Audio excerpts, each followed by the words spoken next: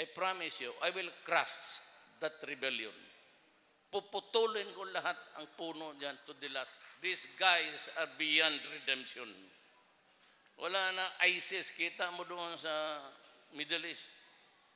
And they even burned 20 young girls for refusing to have sex. Ano? Pag pinaharap mo ako ng ganun, alam mo, kaya kong kumain ng tao. Talagang buksan ko yung katawan mo, bigyan mo ako sukat asin, kakainin kita. Oh, totoo. Pagalitin mo ito talagang sasagad na, kaya kong kumain ng tao. Bigyan mo lang ako sukat asin, kakainin ko sa harap nila yan. Sige lang, bumba lang kayo ng bumba. Pagdating ng kakainin ko kayo sa harap ng tao, I will devour you.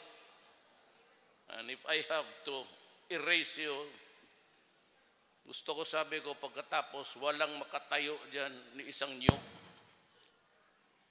Ni isang nyug, walang tatayo dyan.